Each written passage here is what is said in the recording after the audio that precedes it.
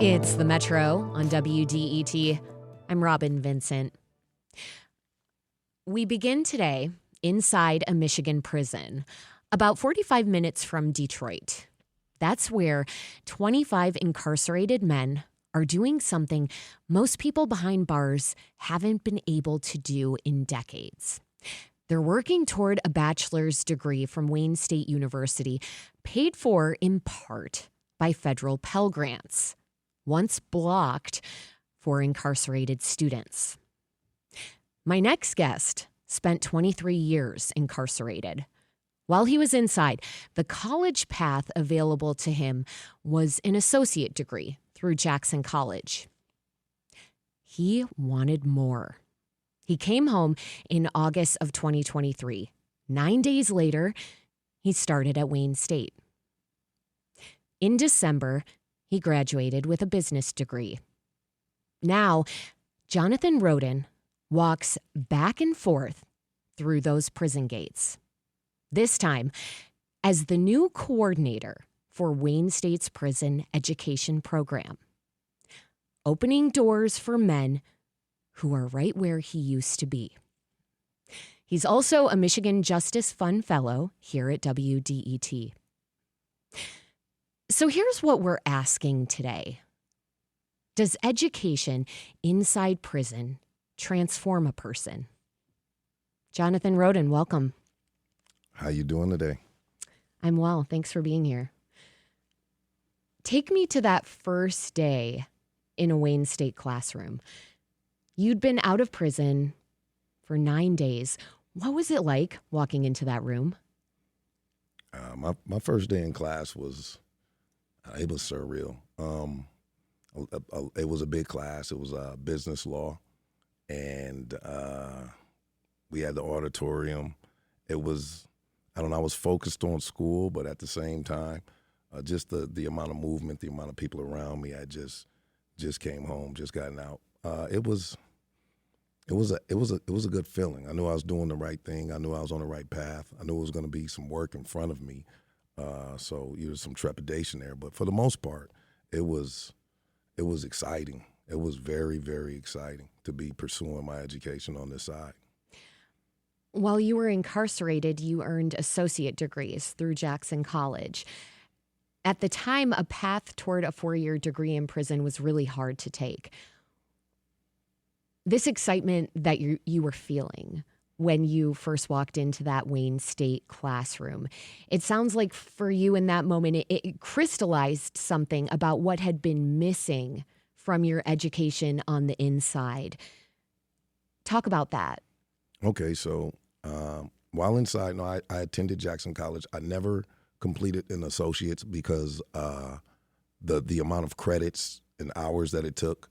I completed maybe 40 credits, and I needed 20 more for an associate's, and I came home. So I came home with those credits, but I understood that I didn't see guys getting ahead with the associates. I didn't see it actually leading to opportunities, and that's what it's really about, leading to opportunities that are going to ultimately change your life, ultimately put you on the right path. So I didn't want education on the inside to just be for the sake of education, just to say that we're doing it. You want it to be meaningful. And it didn't happen as soon as I got to Wayne State. It took a little while, but after, just looking at the landscape, looking at who was receptive, who was an ally, you started to realize, well, something can be built here where we can go back in and do some good. And a 4-year degree would actually do some good. So in the sociology department, Dr. Jacobs, she put in a request that we be allowed to go inside and teach, and it kind of came from there, to be honest with you. But as far as my idea of it, it was I just knew we needed more. I knew we needed more. My family, education has always been good with my mother. It's always been big with, my grandmother. They always preached education to me. If you had been growing up hearing about the importance of education and then you were incarcerated at 18, is that right? Yes.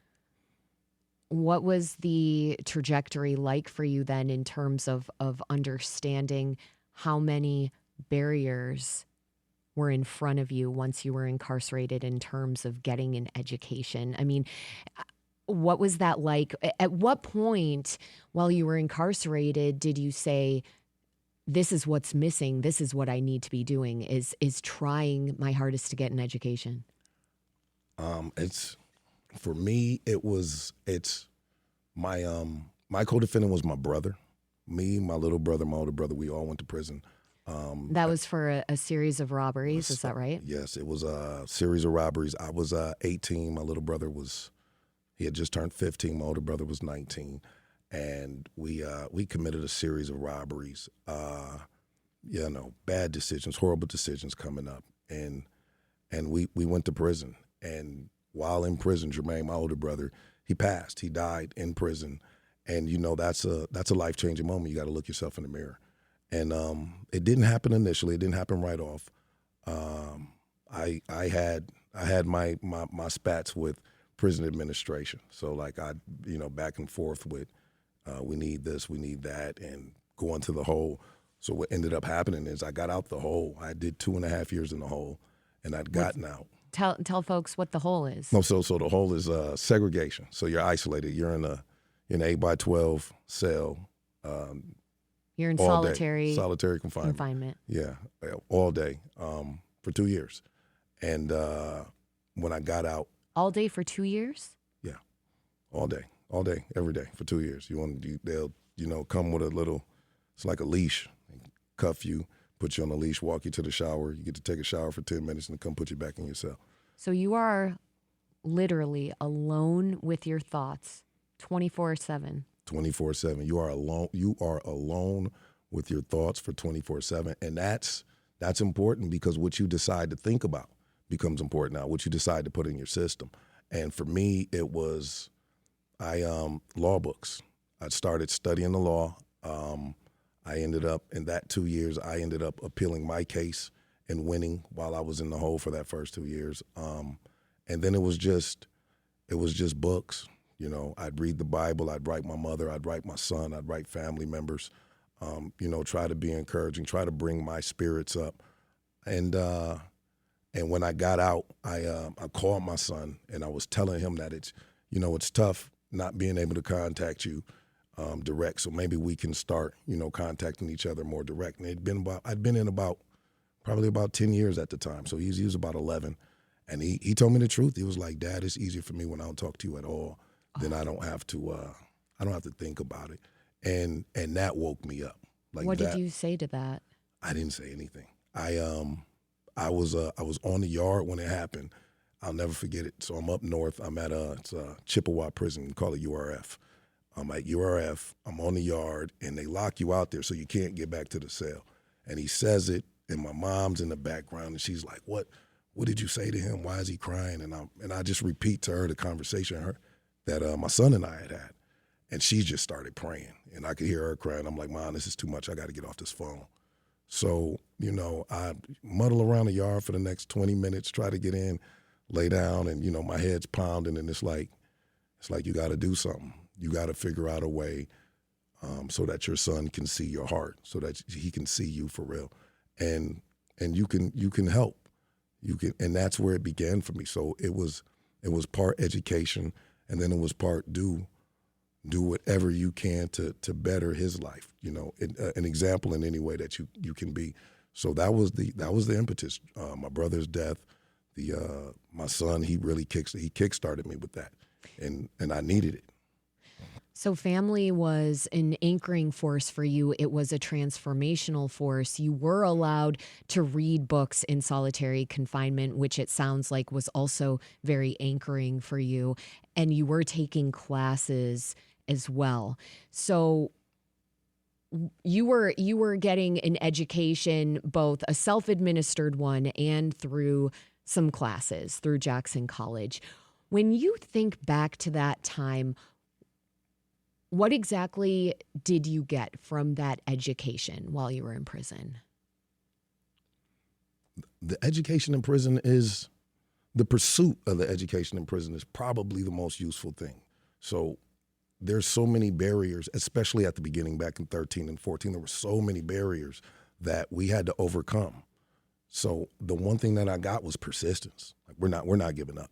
And once you get a taste of it and you start to see the transformation on the yard, the change in the culture of the prison, the facility that you're at. You're using terms that maybe some folks aren't familiar with. So what's the yard? Oh, so the yard is just as simply the prison where everybody convenes at, and you can watch the institutions that start education programs, the yard where everyone convenes. It's more about that.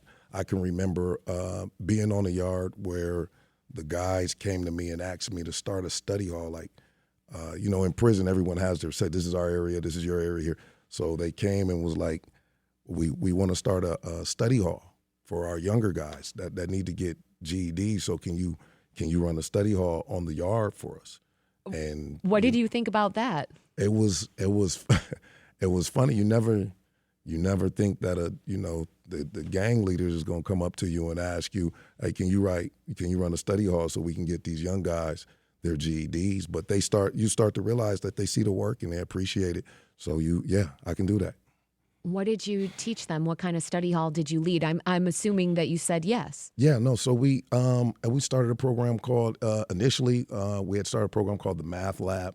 That was at Cotton. That was inside of a building. But then we took the same concepts from the Math Lab and just brought them to the yard. And I ended up doing it actually at a couple more prisons because Michigan has 30 or so prisons, and they'll move you around. So I ended up taking a show on the road, just Math Lab, basically GED studies, taught writing, math, basic math, algebra, equations, things like that.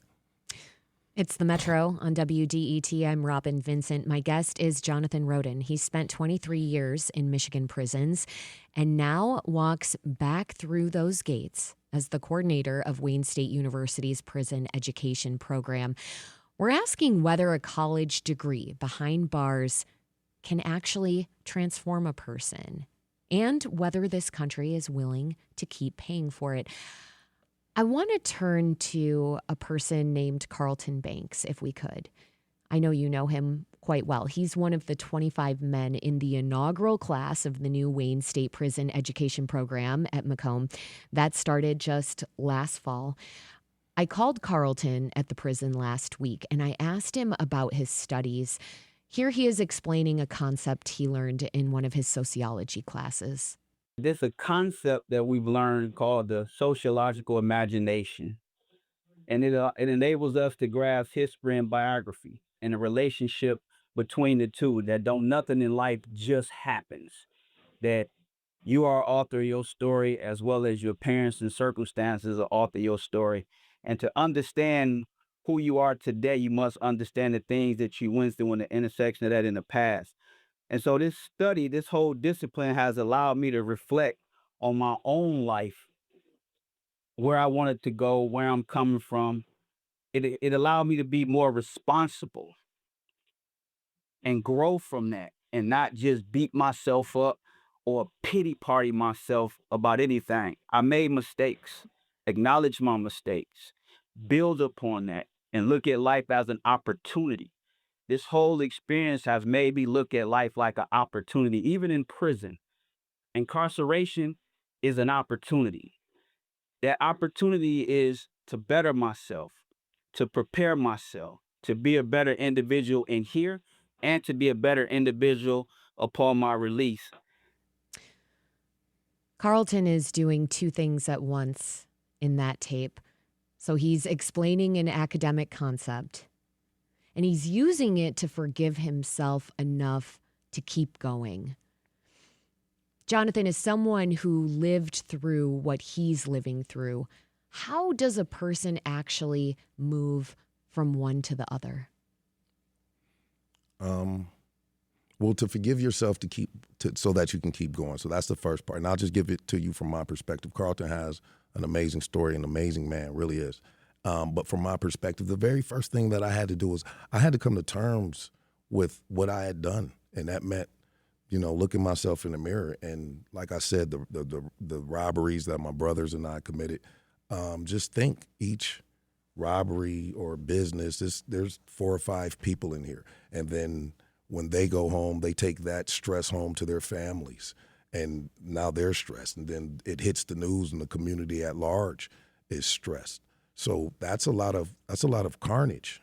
That's a lot of carnage that you caused. A lot of adverse, feelings that you've caused in people you don't even know. So you got to come to terms with that and admit that to yourself.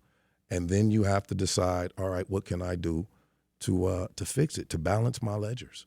And so it starts to become its own mission, really, to get something done.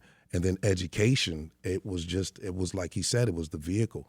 Education gave me some understanding. It gave me some insight. It starts with that. I'm able to understand concepts and understand ideas, and then it gives you something to push towards. It gives you a goal. It gives you something that you can reach for, and that's essentially what he's saying. So after you come to terms with what you've done, your failures, you have to get motivated. You have to get motivated and understand that it's not a pity party. This has happened. I am apologetic. I'm contrite. I'm sorry to the state of Michigan, to the people, to the victims, to everyone. And the only thing that I can do now is move forward and take advantage of every single opportunity that's in front of me. So when you're incarcerated and you have the opportunity for education, be motivated and go and get it. So education gives you a sense of balance. It's the fact that you have to take accountability for what you did, but also not feel so bad to the point where you're not finding ways to live and grow and progress. So what you're saying is that education inside, when someone is incarcerated, helps to navigate that tension, to hold both of those truths at once, that you can regret what you did, you can take accountability for it, but what is the path forward? That's what education answers. That's exactly what it does. What is the path? It gives you that path forward. Sure, like I said, you're gonna take accountability, but you can't look at your situation as though you're doomed. You can't. You have to be able to say, all right, if this is my path, if education is my path. I began in the law library. I used to spend hours upon hours just in the law library reading law books, and that's where the thirst for education, and it kind of began there. And when the opportunities come, now you're in a position to where I got the thirst. I've been in the law library. Let me jump on this and let me pursue this and maximize this opportunity. You cannot have you can't have the spirit of doom and gloom. You have to understand, yes, some things, I made some bad decisions. This is a consequence of that bad decision, but it's up to me to get my life back on track. I have to push forward.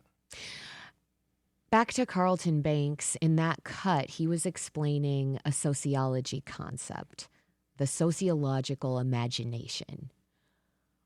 Jonathan, of all the degrees the university could have built this program around, the choice was a bachelor's in sociology. What is it about that specific discipline that fits the men who are studying it? All right, so coming in, we wanted to be intentional. And one of the things that you have to realize is in getting the degree and starting an education program, we're getting these guys ready to come home, reintegrate into society.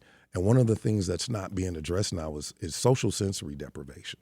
And that's the idea that you'll sit in a monotonous prison and you'll be devoid of social interactions. You'll never have the opportunity to be a husband or a father or a neighbor or a colleague. You're just an inmate. So you don't have those complex social interactions. You don't have the complexities of a day. All you hear is keys jangling, doors locking. You never have a conversation with Robyn. You never get to walk around a radio station and meet different, all these things. These things you're doing on a daily basis as a Michigan Justice Fellow. Can I ask you one thing, what that feels like for you to have those experiences after not having them for so long while you were incarcerated? Absolutely. And that's what happens. Initially, they're overwhelming. And that's us picking that sociology degree was to fight against that. You come home and it's overwhelming to have all of that first day in class. It was exciting, but it was overwhelming. All of the interactions, you're overwhelmed. You go from having a controlled day and 0 interactions with new people to an uncontrolled day and 1,000 interactions with new people. So it's overwhelming. And after you get past don't get me wrong, after you get past the overwhelming part, you get used to it. Now it's very enjoyable. Like I love meeting people. I love being able to tell my story and talk to people about the story. But initially it's overwhelming, and that's what you want to address on that side. Explain the social sensory, create some interventions so that we can get guys on the right track, and try to head off some of the barriers to success so that there's a successful integration. So that's why we chose that degree. And no, I do love walking around the radio station and dealing with colleagues. It's the Metro on WDET. I'm Robyn Vincent. My guest is Jonathan Roden. He spent 23 years in Michigan prisons and now walks back through those gates as the coordinator of Wayne State University's prison education program. We're asking whether a college degree behind bars can actually transform a person. We'll be right back. Stay with us.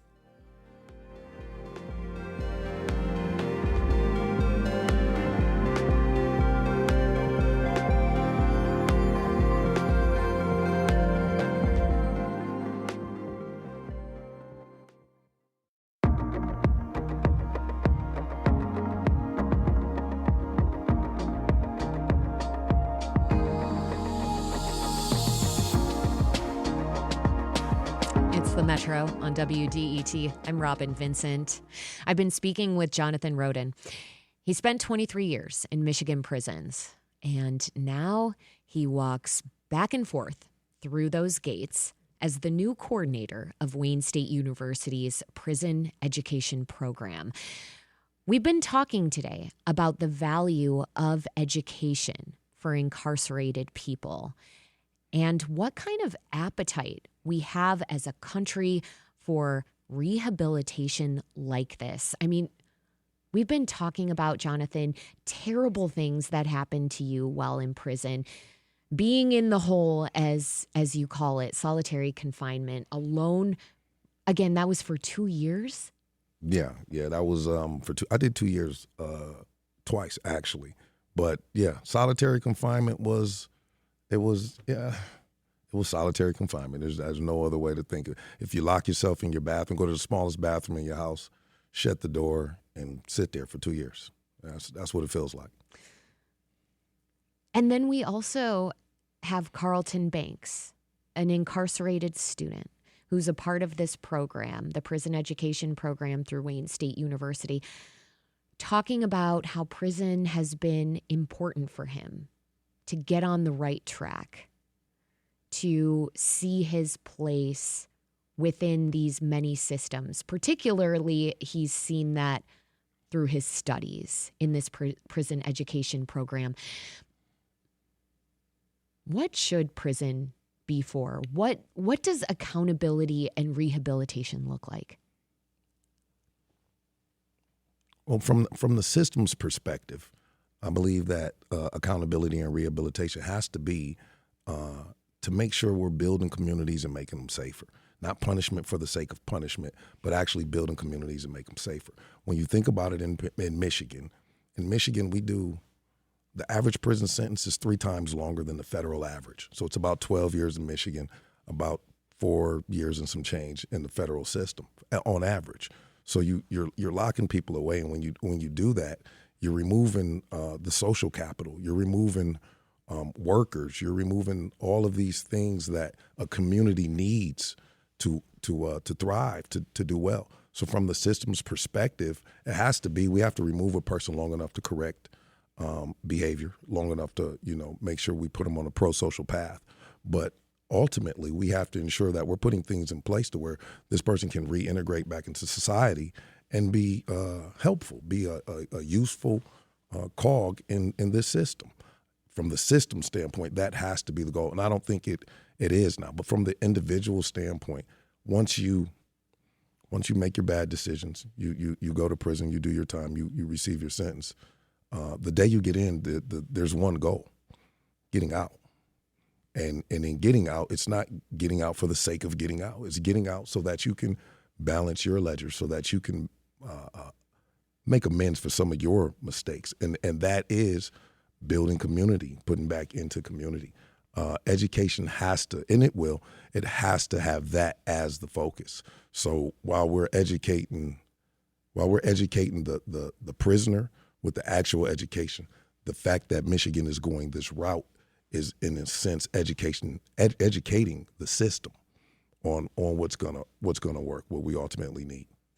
Well, Wayne State is not the only college or university that's a part of this program. There are 16 other. Wayne State is either the 17th or the 17th. Well, I'm not going to quibble over the numbers here, but what you're saying is that you're seeing more of an appetite from Michigan universities and also from other systems within Michigan when it comes to rehabilitation. Absolutely. And you feel that in order to formalize the messaging that you're talking about, and that messaging is for people incarcerated, it is not only about trying to get out, but it is also about who you're going to be once you get out. You feel that education behind bars formalizes and cements that message for people. Education gives you an opportunity to develop purpose. You sit and you get your education, and you start to learn avenues, you start to learn routes you can go, you start to learn things you can avail yourself of, and you say, all right, I can form a purpose now.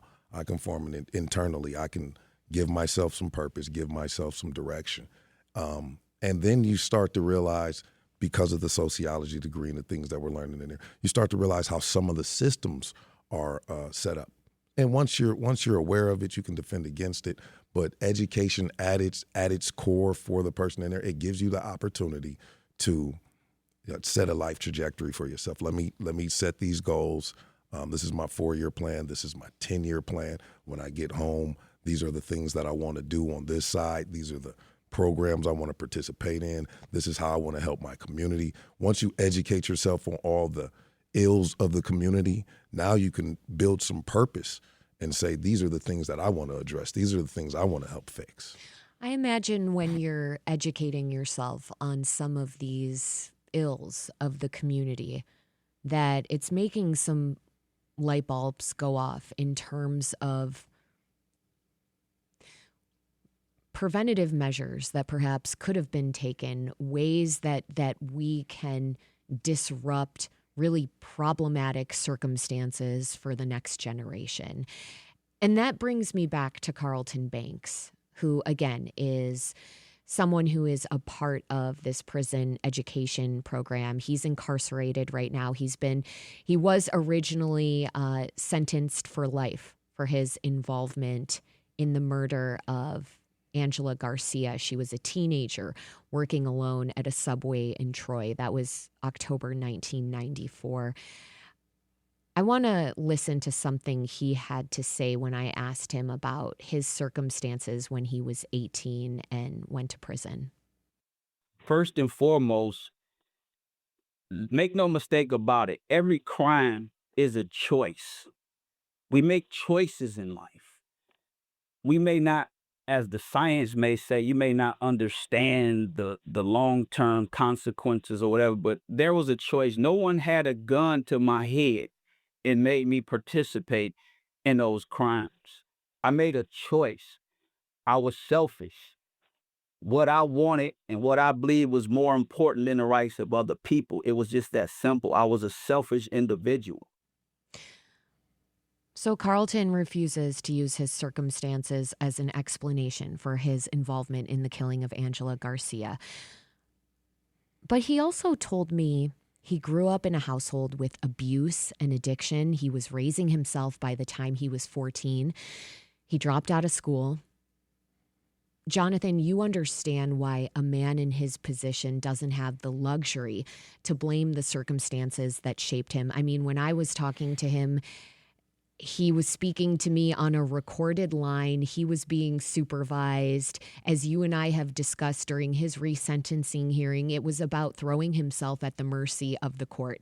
And again, we must acknowledge his involvement in the loss of life of Angela Garcia. But also, there were conditions that helped to put 18-year-old Carlton and 18-year-old you in front of a judge. So, yeah, I mean, when you, it's tough. And I know it's tough for Carlton because on one hand, we preach accountability and you stand up. You stand up and say, I was wrong, and it was my fault. It was a choice that I made. But on the other hand, you can't ignore a person's life circumstances. I don't necessarily like the terminology, a product of my environment, because you do have a choice. But the fact of the matter is, there's a lot of things that go into the trauma that builds a 18-year-old that's, looking to make a fast dollar and willing to kill a person over it. There's trauma that goes into that. And when you go back and you look at, well, how did this person grow up? Were there physical abuses? Were there psychological abuses? We got guys who there were sexual abuses. These things were never addressed. There was no help. A person just had to deal with them. Themselves, and then you start to see rage issues at 11, 12, 13 years old, and then the communication shuts off, and the young men don't want to ask for help anymore, and then it turns into, that feeling of, I'm gonna just get it by any means necessary, and after it works once or twice, then you get that feeling of invincibility. So I can see how your life circumstances will start to lead to and start to grow into, for lack of a better word, a monster. And then you'll sit down like Carlton did for decades. And you'll start to, as you become a man, and you start to look back on the residual effects of your actions. And you start to have to stomach that. Like when I listened to that, Carlton was saying in that way, because he had to stomach it. And he had to stomach it knowing he has a mother, he has friends, family, aunts, cousins. He has a son who was born while he was incarcerated. Right. Yeah. So, and you start to think, like I said, you start to think about all of those things. And now the mistakes that you have made, the bad decisions that you have made, those things will haunt you. Those things will haunt you when you stop and you're praying. It's I'm asking for my forgiveness and for protection for my people going forward, and I can hear it in Carlton's voice. I can really hear it in Carlton's voice that he's a man that's going to take responsibility for it. He wants to move on, but he doesn't want. By no means does he want it to be swept under the rug as, oh, it was a mistake because he's a product of his environment. No. Ms. Garcia was a person, and he understands that. And he wants that to be felt in each and everything that he does. But a product of your environment, I don't like the term, but there are definitely things and factors that lead a person to this unresolved traumas. Are we getting better at providing people with the kinds of preventative services that can take them on different paths, that potentially could have taken you on a different path at 18 when you were incarcerated? I think we're more conscious of it. So now we're more conscious of it. There's more movements for it. Whether we're technically better or not, I guess, being aware of it is better than not being aware of it. But the things that I see now, more than anything, is there's more guys who've sat in prison for decades that come home and they want to help. They want to correct these problems. They want to live a pro-social life. They want to make sure that they're being an example for the young guys coming up. They understand what happened in that 1990 to 2010 period where we just locked everybody up. And a lot of the examples that the young men could look to, a lot of the things that they could do to, I want to pattern myself after this person, or I know a plumber or an electrician, and this is what I want to do. Those guys were gone. Those guys were taken off. Still, there's no one to pattern yourself after. Now guys are coming back and giving the younger generation something to pattern themselves after in a pro-social way.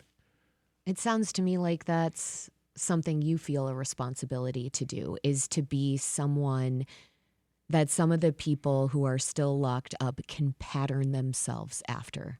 That is my goal. There was no, you're sitting there and it's like, how do I do this? Which way do I go? And hopefully, if nothing else, my journey, my life is going to give somebody a blueprint. Say, all right, I can do this because Jonathan did it. I can make this because Jonathan did. And you can pattern yourself, and you can strive for that. And you won't go down the exact road I went. You'll blossom in your own right, but it gives you something to strive for, to try to achieve. Jonathan, I want to end on this note. If we sell the prison education program as a redemption story, man does the work, earns his degree, walks out a changed person, what do we get wrong? What's the cost of telling the wrong version?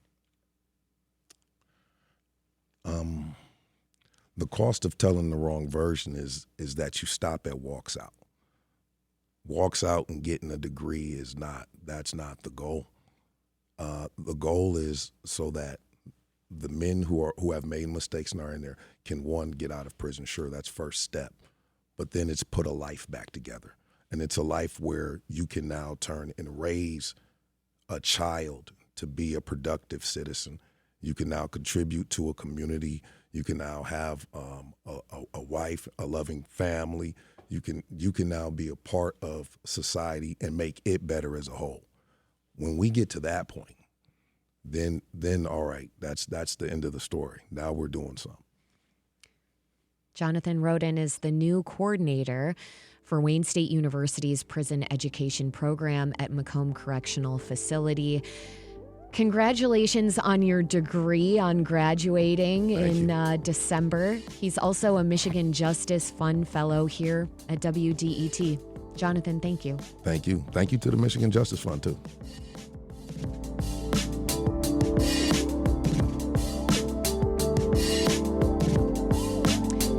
It's the Metro on WDET. I'm Robyn Vincent. Up next, screens. They are everywhere. And that leaves two big questions. When and how should kids be on them? We'll be right back on the Metro to answer that. Stay with us.